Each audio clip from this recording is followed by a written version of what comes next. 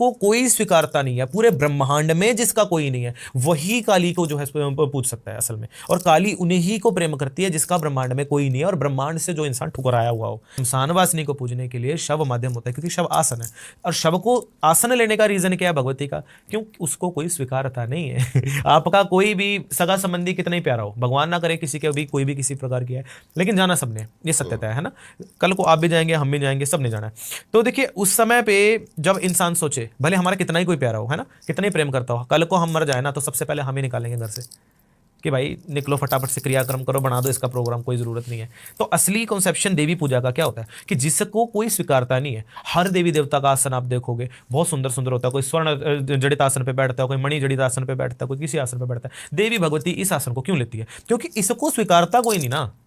काली माँ का कॉन्सेप्शन ही यही है कि जिसको कोई स्वीकारता नहीं है पूरे ब्रह्मांड में, जिसका कोई नहीं है, वही काली को जो है पूछ सकता है असल में। और काली उन्हीं ही को प्रेम करती है जिसका ब्रह्मांड में कोई नहीं है और ब्रह्मांड से जो इंसान ठुकराया हुआ हो। ये सच बात है। देवी माँ का कॉन्सेप्शन क्या होता है? काली माँ का ध्यान से भी आप देखोगे, देवी माँ का आसन से लेकर के देवी माँ के पात्र तक का, देखिए बड़े बड़े देवी देवता हैं, किसी ने स्वर्ण की माला पहनी है, किसी ने आभूषणों की माला पहनी है, हर किसी ने जो है अच्छी माला पहनी है। मेरी भगवती जो है कटे मुंडों की माला क्यों पहनती है? क्यों? क्योंकि स्वीकारने वाला कोई नहीं है उसको।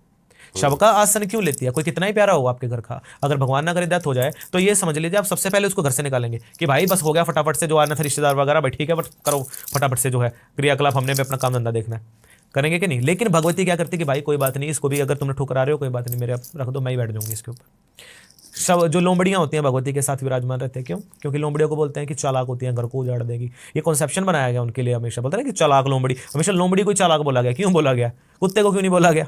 तो बोला जाता है कि चालाक लाइक टाइप, उसको भी एक कलंकित करके छोड़ रखा है दुनियादारी में कि इससे दूर रहो, कि अगर ये पास में होगी तो तुम्हारा नाश कर देगी।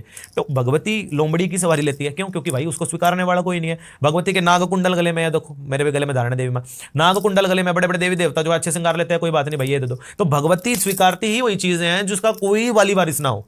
शमशान वासनी इसलिए क्योंकि शमशान के अंदर को कितना जो है राजा महाराजा, शमशान में तो घर बसाएगा नहीं अपना, शमशान से दूरी बसाएगा, कोई घर बसाने को तैयार नहीं है वहाँ पे। वो कह रहे कोई बात नहीं भाई, कोई नहीं घर बसाता तो मैं रह लेती हूँ बस वहाँ पे। देवी का कॉन्सेप्शन यही होता है, शव का कॉन्सेप्शन भी यही है, क्योंकि शव को ठुकराया हुआ होता है फैमिली वालों ने, है ना, कोई नहीं है ना उसका। तो भगवती उसको अपना वाली वारिस बना लेती है कि कोई बात नहीं, जिसका कोई नहीं है, ठुकरा रखे हो तुम लोग, आ जाओ मेरी शरण आ जाओ जितने हो।